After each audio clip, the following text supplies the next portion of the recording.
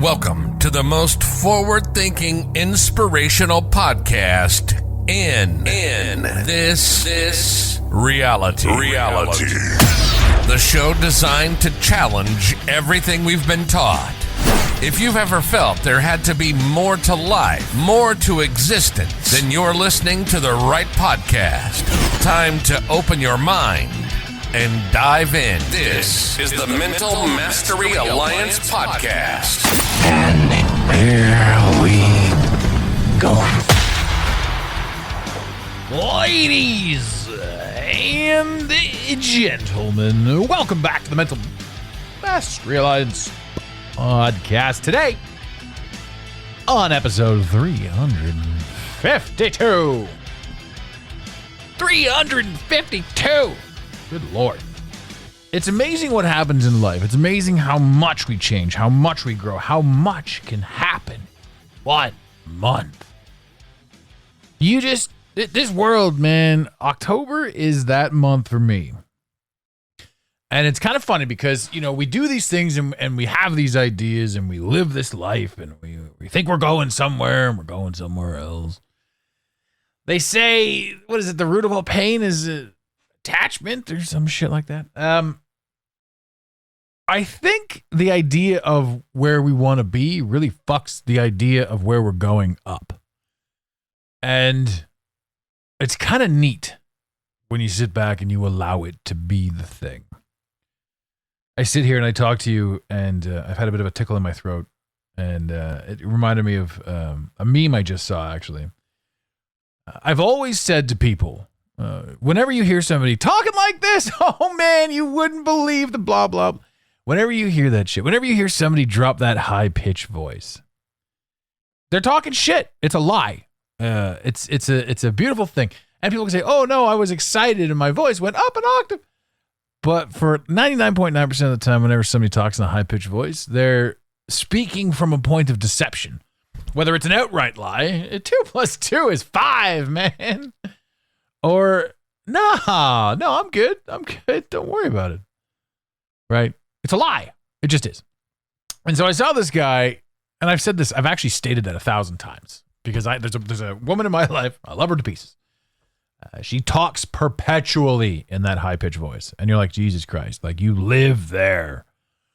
And I laugh because I saw this meme, and this guy, he's got to be in his 40s or whatever. He says, hey, for the first time in my life, I'm understanding something and I've tried something. He goes, this is my normal talking adult voice. This is how I sound.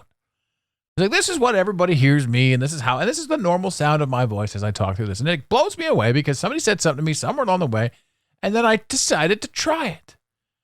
And what he goes on to say is he says, I just simply relaxed my throat and realized that this is actually my normal speaking voice. When you're not trying to push anything, force anything, your normal speaking voice is you at rest. And it gives off a calm. So I came across that meme and I laughed because I'm like, what? What the fiddly-dee? And I can attest to it. Because as you just heard me, if I'm going to talk to you, ladies and gentlemen, if I'm going to talk to you as myself, one-on-one, and we're shooting the shit,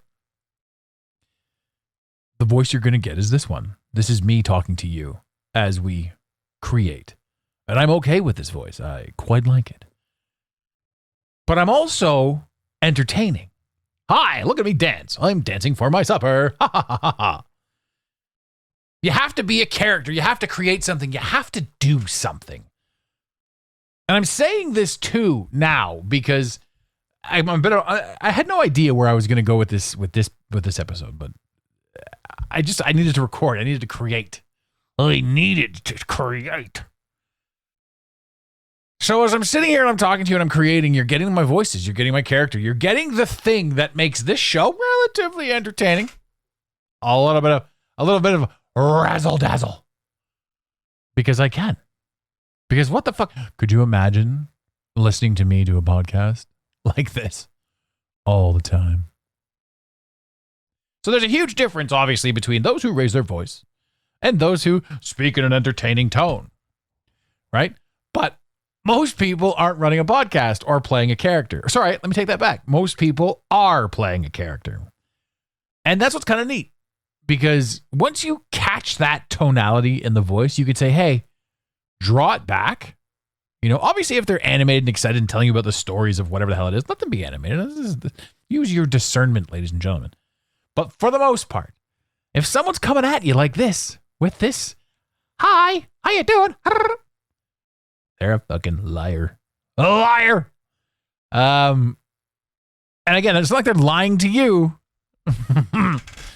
but they certainly don't believe what they're saying. And they're creating a fantastic story to do it.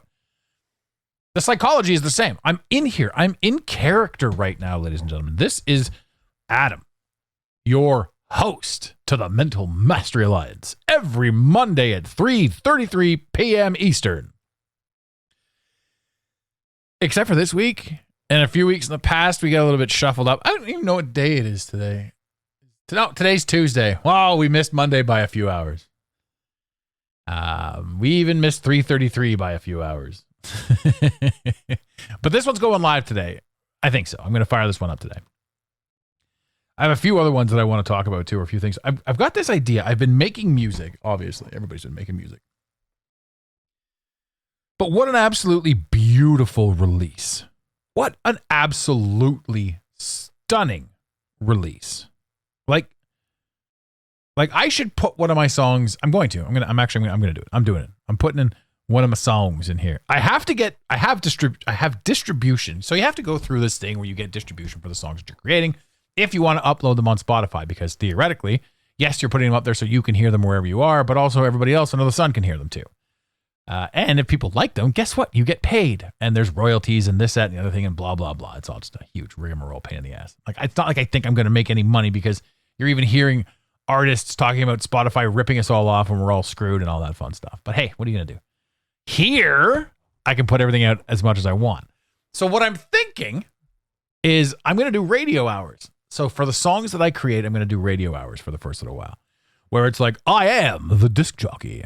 I'm the Wolfman from 1974. Ow, ow, ow. Could I do it? I probably could. I could get Wolfman Jack and do some cameos. I wish I had a button to press right now. If I was better at editing, I would have just edited in some sort of Wolfman Jack right now. You know what? I am good at editing, so I'm going to edit in some Wolfman Jack right now. Are you the Wolfman? No, man, I'm not the Wolfman. Wait a minute.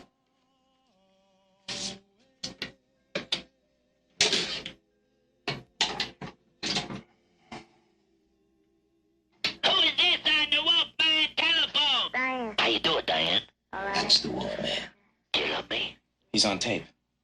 The man is on tape. Do you love me? Well, Yeah. where is he now? I mean, where does he work? Where? The Wolfman is everywhere. Where? Huh? Well, I gotta give him this note. Yes. Can I wiggle on your Wolfman? Here, let me see the note.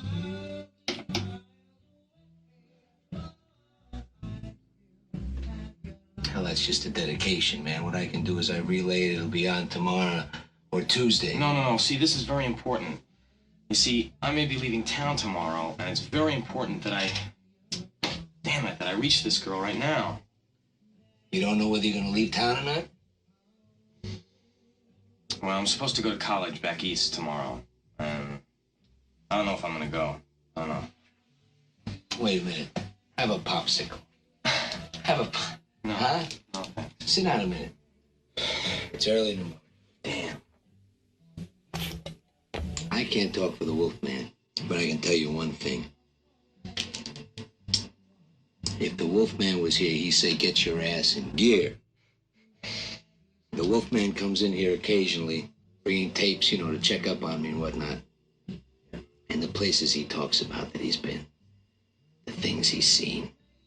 There's a great, big, beautiful world out there.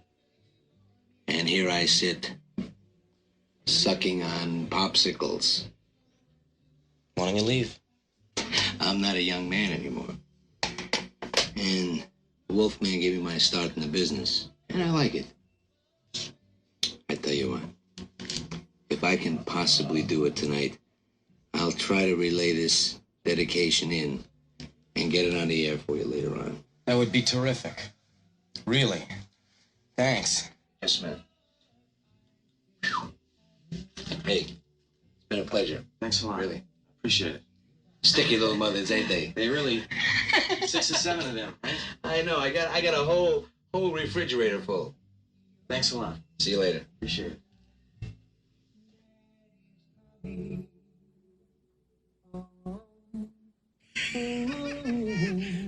on, baby. We gonna do it right here.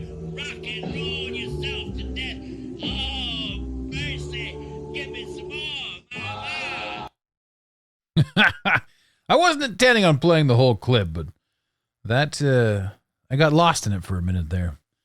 That was one of my dad's favorite movies, American Graffiti, 1973, I believe. And the old man passed away in 2007. October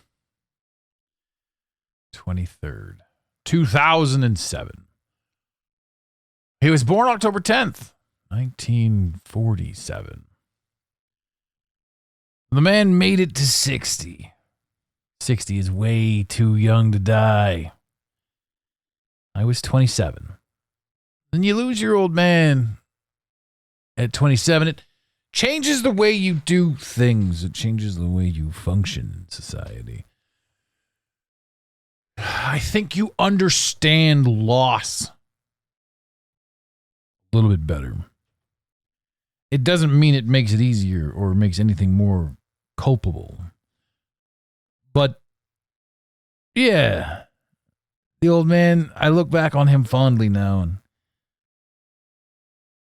the loss was a bit much. And you just deal with it at the time. You just step on it. You push it under the rug. You move on. It sucks. It gets to the point now where it's like, hey, do I even remember the pain of the loss? The next few days, the follow-ups. I do. And for me, it was, my old man was in a lot of pain before he went. So it was kind of like when he did pass, it was a reprieve for him. It was nice to know that he wasn't in pain anymore. Certainly helps you look at and handle loss. This month alone, we had to put a friend of mine in the ground. Excuse me. 63 years old. Started feeling a little bit ill in, I think it was August 15th. Went in and did a bunch of tests. Then went back in for a week. Then they sent him home and said, you've got about 3 weeks left to live, bud. Sorry.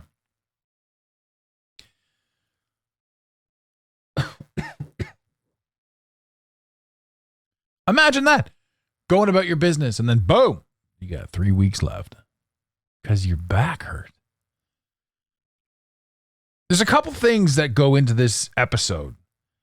There's a couple of thoughts that I have in this. And it's that men don't talk enough. I saw a guy at the gym the other day, and his shirt said, I'm broken. But the I'm was written in red. The BR was in yellow. The OK was in red. And the EN was in yellow. So at first glance, it just says, I'm okay. At second glance, it definitely says I'm broken. For easily 10, 15 years, the North American male has been destroyed on television, in commercial. They make us look foolish. We don't know how to do laundry. We can't open a jar. We're clapping all over the place, tripping and slipping and can't button our own shirts. They've destroyed the woman. They've destroyed what a woman is. They've destroyed all of it. They being the ones putting the television out there. And they say that, oh, we're creating something for somebody else. We're creating something for this, that, and the other thing. We're creating inclusivity. The cost of inclusivity is excluding men. And the very people who want to be the most inclusive attack men. And then we hear things like, well, they started it. They attacked us. They did this. They did that. Blah, blah, blah, blah. There are high vibrational people and there are low vibrational people in every walk of life. Those who want more for themselves will inevitably strain for it, strive for it. And I'm not saying more money. Fuck money. I'll say that flat out. They say follow the money. Don't follow the money. It's a trap. The powers that be, don't need the money. Remember, when you have all the money in Monopoly, the game resets. It's not about money, it's about control and power manipulation. If we hunt money, we're hunting a false profit. We're hunting a false purpose, a false sense. So fuck money. What I'm trying to say here is men need to do a little bit more for each other. Women need to do a little bit more for each other. And society needs to do a little bit more for each other. I'm going to say scrap inclusivity. Scrap the whole fucking thing. It's garbage. Because the root cause of inclusivity is excluding people. Saying, if you don't agree with me, you're not included in my inclusivity. It's a point of contention. People want to argue this point. People want to fight this. I know what I'm trying to say has nothing to do with being fought. I don't want to fight. I don't want to do any of this, but I do understand that a change of course, a change of opinion, a change of this, a change of that, changes everything. So I sit back and I wonder, and when I say these things, because it does, the media has made it sound like I'm sounding like a terrible person when I say these things. I am not a terrible person. I am somebody who believes in inclusivity the real way. In other words, I am going to walk through life and treat everyone exactly as they should be treated. Therefore, if you ignore me, I ignore you. If you're nice to me, I'm nice to you. If I feel like being nice to you and you feel like being a dick to me, I'm not going to be nice to you after that. But the idea of overall blanket hatred, it's absurd, and it doesn't exist. As much as the television will make you believe it exists, and as much as the television will make the lower vibrational entities on this planet believe it exists and then act it out, therefore life doesn't imitate art. Art doesn't imitate life. Art creates life. So whoever's in control of showing you an image, whoever's in control of telling a vision, television, whoever's in control of telling a vision, television, it's going to tell its story. And I'm going to look at its story and I'm going to go, I disagree. I don't like your story. I don't like what you're doing. I don't believe what you're telling me is true. And I'm going to make my choices and my decisions and my actions. And I'm going to walk as tall as I can in these moments. I'm going to discard inclusivity and I'm going to move on. I want everyone to be inclusive and I want everyone to walk and talk with integrity. And I want everyone who does this to receive the very same attention, love, and integrity that they put out. Everyone's entitled to it. But remember, too, that you are only entitled to exactly how you treat others. If you want to fight, bitch, moan, complain, argue, be a general ass, guess what's going to happen to you? Guess what's coming back to you? This month has screwed me up all over the place. I'm literally all over the place. I'm literally doing the best I can to keep my composure. My father hit me a lot harder than I thought it would. Rod passing hit me a lot harder than I thought it would. I'm doing a favor for a friend and I pick up a spike in my tire. $500. We had to special order my tire into the small town that we were heading to. Unreal. Now, granted, there are worse places to be stuck than Muskoka. But what are the odds that in this month, doing a favor for somebody, you get a spike in your sidewall?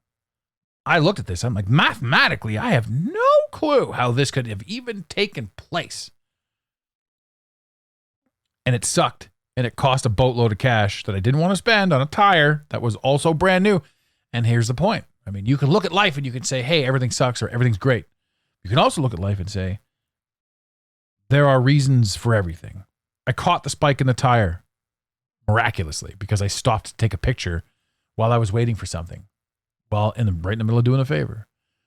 No reason for me to see that spike in the tire, which means I could have got back on the highway. The spike could have come out and we would have had a blowout situation at 130 kilometers, which could have been deadly. But I caught it. And my life this whole month has been riddled with anxiety. Have I done enough? Could I be enough? This whole month, for whatever reason, I never felt good enough. October 2025 has been brutal for me. And this is the thing that a lot of podcasters won't talk about, a lot of people won't talk about, a lot of those who are speaking in the moment won't talk about. Sometimes we get our fucking asses kicked. And when that happens, it's amazing what else happens. When my mind shifted and when things took place and when things went on a different spiral, I couldn't believe what I was seeing. And I still look at this and I go, it's a terrible thing that my tire got a spike in it, my brand new tire. But here's the plus. If the tire wasn't brand new, it would have been older. And if the tire's older, typically when you blow out one, you have to replace either two or all four if you're running on four-wheel or all-wheel drive. Because they say it screws up the transmission if the tires are multiple sizes. Well, I understand that. Not necessarily the transmission, or the posi track or whatever the hell it is. I'm not a car guy, per se. So I can sit there and piss and moan and say, hey, my fucking tire, my brand new tire. Or I can say, hey, thank God it was brand new. Thank God this happened now, and I only have to replace the one.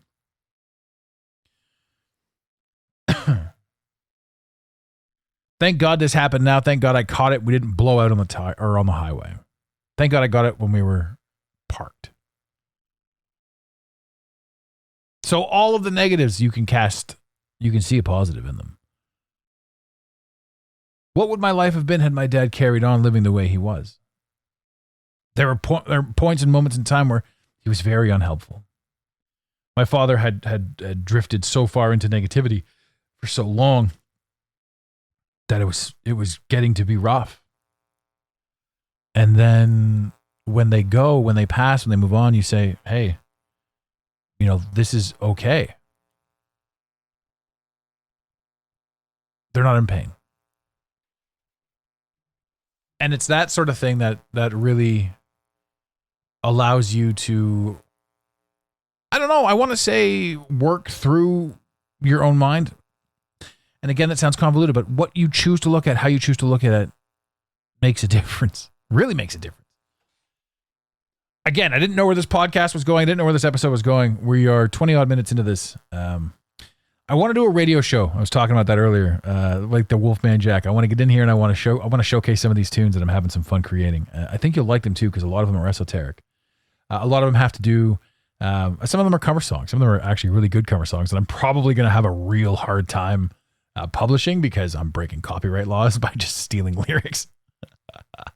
But I'm reimagining them the way I want to. I'm going to play you a Notorious B.I.G. song shortly, but set to a country beat. I think it's fucking fantastic. I'm creative. I want to be creative. Somewhere along the way, I lost myself. And when I say it depends on how you look at things, the things are amazing. That yes, this month was brutal, but that tire spike took place in Muskoka. I put my donut on the car and drove 100 kilometers to the lake house. We were then stuck there for a couple of days. So for the tire to be special ordered and then ready to be installed. So instead of doing a quick turnaround up Thursday, back Friday, I was there until this morning. So I'm forced to reprieve. I'm forced to sit back. I'm forced to take it all in, but I'm forced to do it in nature. So my happy place. So I sit back and I say to myself, hey, man, everything is happening exactly as it's supposed to. This October, these moments, this darkness, a lot of your growth will come from the darkness. You grow in the dark and you shine in the sun.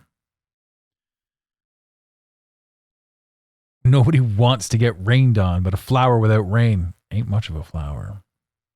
So I say this to you. If you're going through it right now, dismiss all that you believe to be true, because even when you're at your darkest, you're going to think the worst. Rod left when he got the news. He was talking to his wife, and what Rod said was so impactful to me. And again, ladies and gentlemen, I'm sorry if this episode is a little bit slow. I'm definitely lost in thought in a lot of this. So for those of you who have stuck it out this long, thank you very much. This is a heartfelt episode for me because I don't fully grasp too much at the moment as I'm working through things. Now, what Rod said was he was talking to his wife after the diagnosis, and he said, you don't have to like it. Lord knows I sure don't. But you do have to accept it. And I've signed off every single episode with a quote from Red Green. And that was such an impactful quote to me that it may get the shift. I may switch into the quote from Rod. We should do this more often was the last thing he ever said to me. And then, of course, you don't have to like it. I sure as shit don't. But you do have to accept it. This man was profound. And it's pretty crazy that he's gone. My dad was profound. It's pretty crazy that he's gone. One day, I will be profound. And it will be pretty crazy that I'm gone. I'd like to think that these episodes will stick around. I'd like to think that there's a legacy program that will allow this stuff to stay on air long past my passing. Because it's a piece of me. There isn't a voice that I can listen to that is my father's, but my family can still listen to this. These episodes, these thoughts, these moments in time. Ladies and gentlemen, remember when you're going through it, like I said, when you're going through it, just keep going. Because you've gotten through absolutely everything you've ever gone through in your entire life. And no matter what your ups and downs are, they're all absolutely necessary. You cannot have a continuous run of high. You need lows for the contrast. You need this, you need that. You also need to be reminded that when you let your guard down, for the most part, everything that you allow in will help you grow, but will then fuck you up. And then you got to let it help you grow again. So there's not much more I can say to this. So I'm going to walk out of here. I'll moonwalk out of here. And I'm going to leave you with a little rendition that I like to call Big Papa.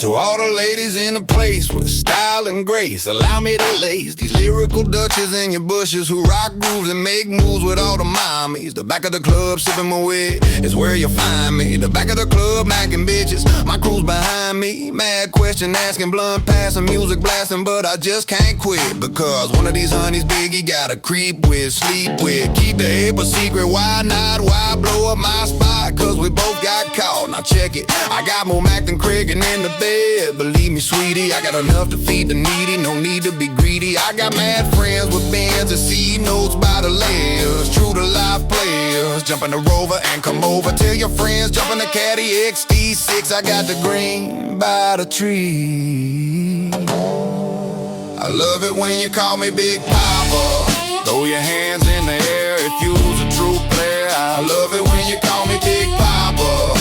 To the honeys getting money, playing fellas like dummies. I love it when you call me Big Papa. If you got a gun up in your waist, please don't shoot up the place. Why? Cause I see some ladies tonight that should be having my baby, straight up honey. Really I'm asking, most of these fellas think they be macking, but they be acting who they attracting with that line. What's your name, what's your sign? Soon as he buy that wine, I just creep up from behind and ask what your interests are, who you be with, things to make you smile, what numbers to dial. You gon' be here for a while, I'm gon' go call my crew, you go call your crew. We can rendezvous with the bar around 2, plans to leave, throw the keys to Lil C's, pull the truck up front and roll up the next blunt so we can steam on the way to the telly. Go fill my belly a T-bone steak, cheese, eggs, and Welch's grape. Conversate for a few, cause in a few we gon' do what we came to do. Ain't that right, boo? Forget the telly, we just go to the crib and watch a movie in the jacuzzi, smoke L's while you do me. I love it when you call me Big Papa. Throw your hands in the air if you's a true player. I love it when you call me Big Papa. To the honeys getting money, playing fellas like dummies. I love it when you call me Big Papa. If you got a gun up in your waist, please don't shoot up the place. Why? Cause I see some ladies tonight that should be having my baby. Oh, how you living, Biggie Smalls and mansion and Benz is giving in to my friends, and it feels stupendous, tremendous cream. Get $1 and a dream, still toe gat strapped with infrared beam. Chopping nose, smoking, lying off the most. Money, ass, and clothes, all a brother knows. A foolish pleasure, whatever. I had to find a buried treasure, so grams I had to measure. However, living better now. Gucci sweater now. Drop top BMs, I'm the man, girlfriend. Honey, check it, tell your friends to get with my friends, and we could be friends. But we can do this every weekend. Is that alright with you? Yeah, keep banging. I love it when you call me Big Papa. Throw your hands in the air if you's a true player. I love it when you call me Big Papa. To the honeys getting money, playing fellas like dummies. I love it when you call me Big Papa. If you got a gun up in your waist, please don't shoot up the place. Why? Cause I see some ladies tonight that should be having my baby. Rest in peace, Biggie.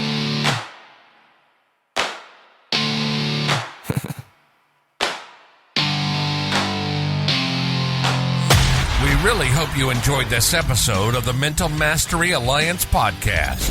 Stay connected with us directly through the mentalmasteryalliance.com. You can also join the discussion on Instagram at instagram.com/the Mental Mastery Alliance. Let the team know you're listening by using the hashtag TMMA or tagging us at the Mental Mastery Alliance. To have your voice heard on the show, leave a voicemail or send a text to 647-338-1265. Long distance charges may apply. If you love us, leave us a review. If you hate us, you spend your time in weird ways, but also leave a review. Every review on iTunes tickles the algorithm, helping us grow. Until next time, unity over division. This concludes the most surreal portion of your day. You got it, Pontiac.